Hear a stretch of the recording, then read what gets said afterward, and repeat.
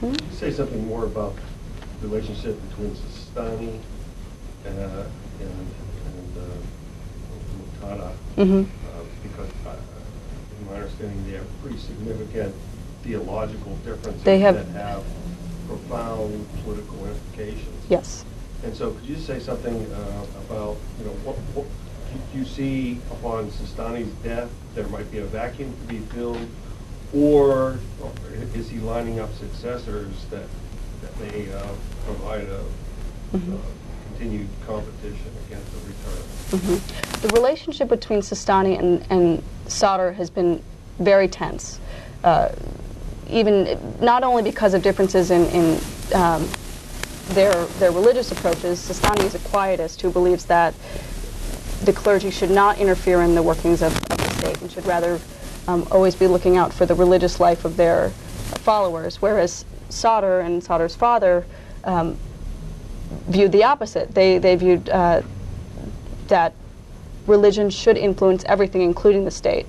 And while Sadr's father believed that it should be an Iraqi version of this wilayat fiqhi, Sadr's current studies have a little bit more of this more closely tied to Iranian theology. Sadr and Sistani have been, since 2003, contested control of Najaf.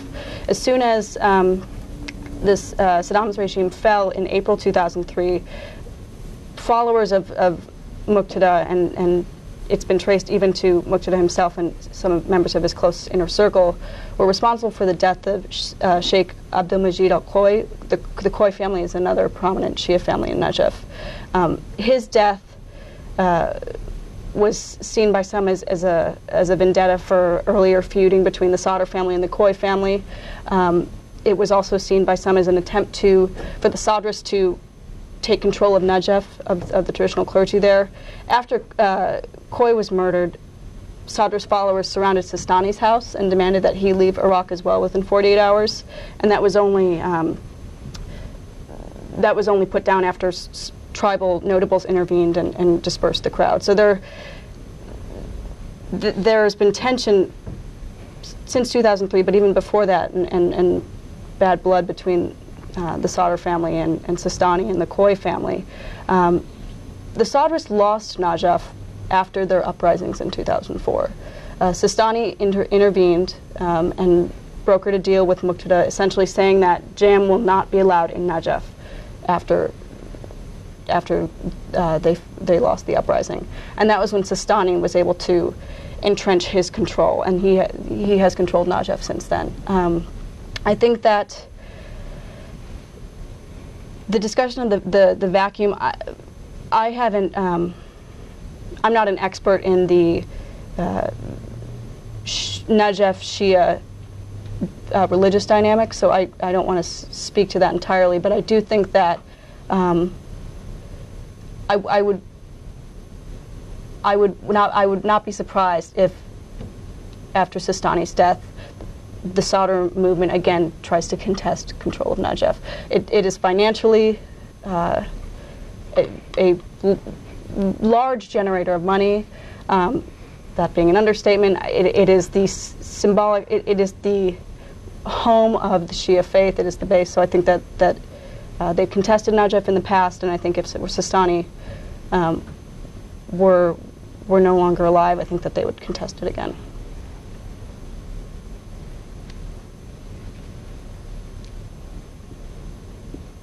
Any other questions? The report goes into much more detail on all of these things, basically from the 1990s to today, and it ties in the Shia militia element as well. So. And I have to say, it does an amazing job of using the open sources to link all of these different personalities, to trace the relationship between Muqtada and Qais Khazali, to trace the relationship between Akram Kabi and the ISW al-Haq movement, to establish that they are coherent. That we have one coherent group that has been working consistently to oppose Sadr or to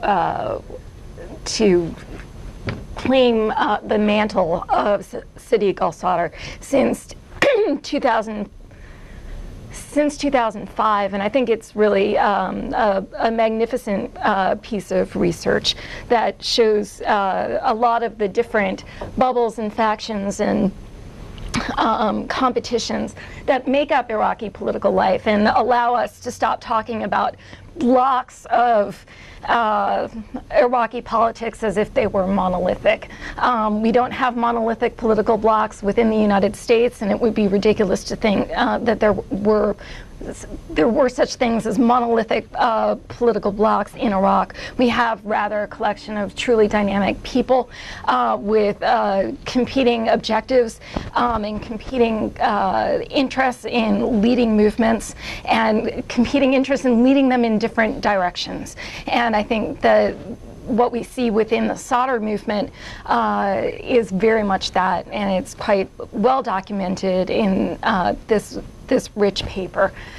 So we'll leave you with that reading material along with supplementary analysis of the relationship between Asib al-Haq and special groups, which is contained within your folder.